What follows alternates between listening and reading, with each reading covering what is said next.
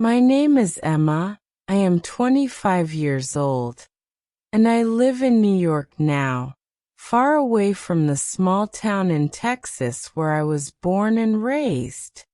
I came here 2 years ago with nothing but a suitcase and a heart full of dreams, believing that if I worked hard enough, I could change everything for my family.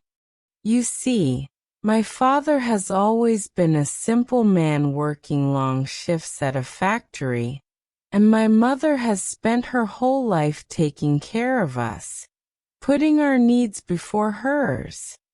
I have 2 younger brothers who still go to school, and when I looked at them, I always felt this heavy responsibility on my shoulders, like I had to do something bigger, something greater, so they could live a life I never had. So I left home, with tears in my eyes and a smile I forced on my face, because I didn't want my family to see me break down. The first week in New York felt like stepping into another world. The tall buildings, the endless noise, the crowds of people who didn't even look at you twice. It all felt so overwhelming. I rented a small one-bedroom apartment, and I still remember the first night I slept there. The walls were bare, the floor was cold, and the silence felt heavier than anything I'd ever experienced before. I missed the sound of my mom cooking in the kitchen, the way my brothers argued over the TV remote, and the way my dad's laughter filled the entire house when he told his old stories.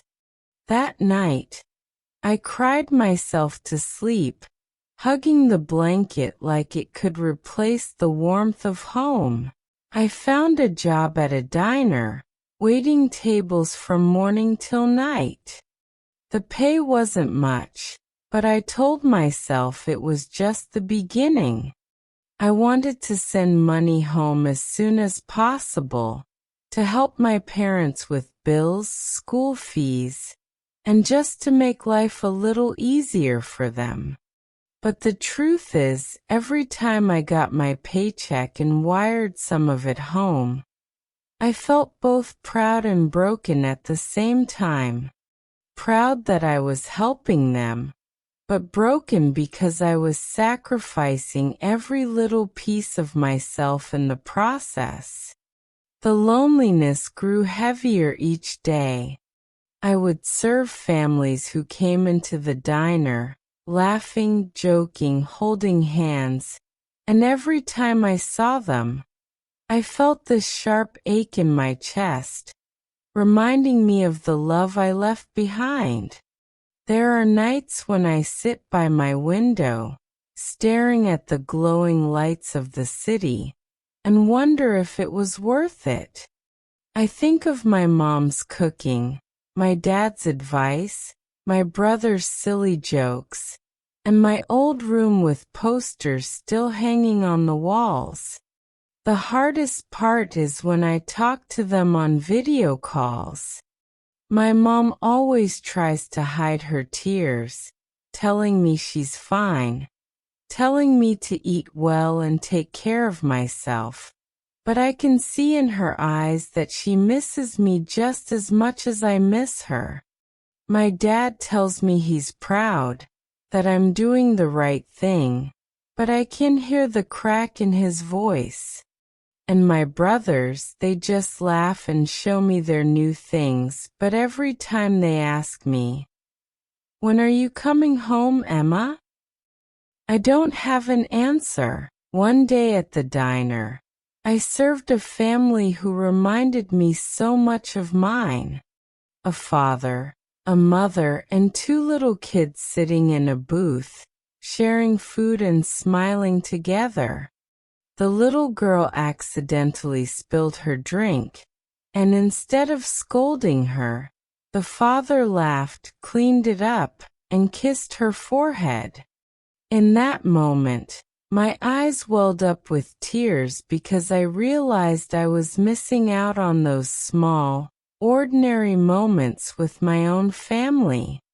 It broke me from the inside, and I had to excuse myself to the back room just to breathe. Sometimes, I replay the last day I spent at home over and over again in my head.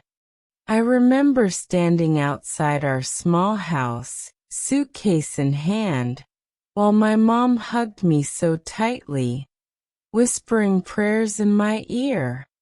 My dad put his hand on my shoulder and said, "Make us proud, Emma," while trying to hold back his tears. And my brothers, they both hugged me at once, refusing to let go until I promised I would visit soon.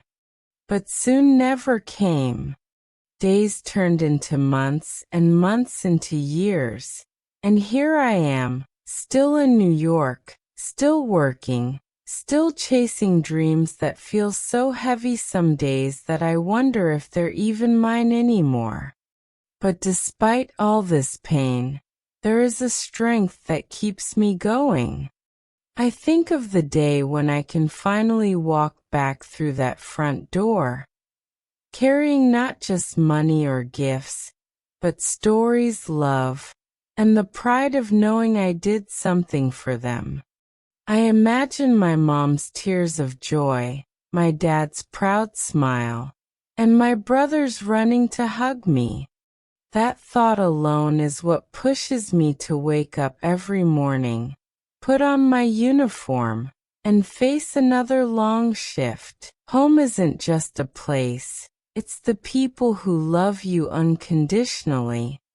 The ones who know your silence, who understand your laughter, who stand by you no matter how far away you go.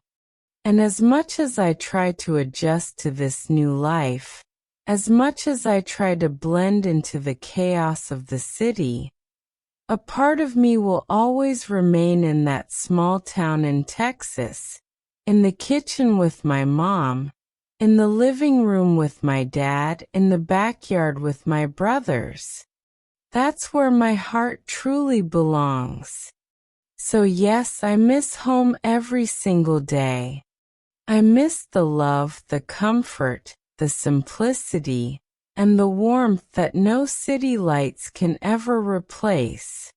And even if I'm far away, even if I'm building a different life now, I carry home with me in every breath I take, in every memory I hold close, and in every dream that keeps me moving forward.